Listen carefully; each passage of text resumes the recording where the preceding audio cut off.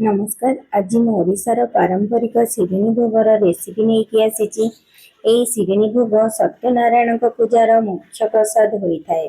आहरी ओडिया मान घरे जेकोसी छोट बड़ पूजा पर्व शिरिणी भोग निहाती भाव में प्रस्तुत करा जाए। आग को गणेश पूजा आसूची। आपण मैंने जदि चाहिए घरे यही शिरिणी भोग प्रस्तुत करिकी प्रभु पाखरे भोग दे पारे। तेरे चलतु आज रेसिपी स्टार्ट करवा। एठी प्रथम गोटे बड़ आपुल नहीं आउ 20-25टा पाचिला कदली नहीं। आउ देखु एठी मु गोटे गिनार अध गिना छेना नहीं। एठी मु क्षीर छेना नहीं। आप चाहिए दही छेना भी नहीं पारे। आउ अध गिना अटा नहीं। अटा जगार चाहिए चाउल गुंड भी नहीं पारे। आउ एठी मु चीनी नहीं। चीनी गोटे बाउल नहीं। आपण चाहिए चीनी जगार गुड़ भी नहीं पारे। खंडे बड़ खंडे अदा नहीं। 2टा गुजराती नहीं। 10 ରୁ 15ଟି गोलमरीच आ गोटे कर्पूर नहीं।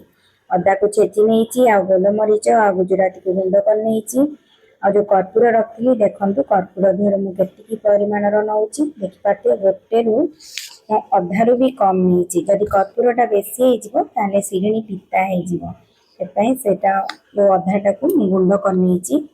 तापर गोटे बड़ जगार ए सब कदली चोपा छड़े नेबी। देखु कदली सब चोपा छड़ेला कदली को प्रथम चकड़ी नेबी।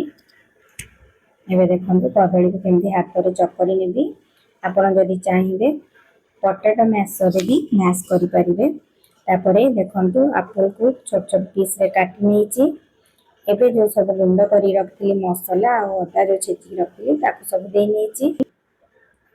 एठी देखो जो चीनी रखी दे नहीं। छेना को भी दे नेली। आउ गोटे फ्रेश नड़ियार गोटे गिना दे नहीं। देखु तापर से सेम गिनारे मुझे कंचा क्षीर देवी। 2 गिना कंचा क्षीर देवी। सब मन रखिए शिरिणी कला बेले कंचा क्षीर ही देवे। देखु एबे जो अटा रखी अटा को दे नहीं। एबे ये सब जिनस को भल भाव में मिक्स करने। देखु भल भाव मिक्स कर मिक्स कलापर शेष में गोटे गिना बुंदिया रखी। देखु बुंदिया को शेष देकी भल भाव में मिक्स करने। एबे पूरा संपूर्ण भाव में शिरिणी पूरा रेडी हो जाइए। यही शिरिणी आपण एथरक गणेश पूजा घरे प्रस्तुत करूँ। आ विघ्नदाता पाखे भोग दिंतु। आ निजे खातु आ निजर परिवार वर्ग खुआतु। मते तो ये शिरिणी खाइबा बहुत ही भल लगे।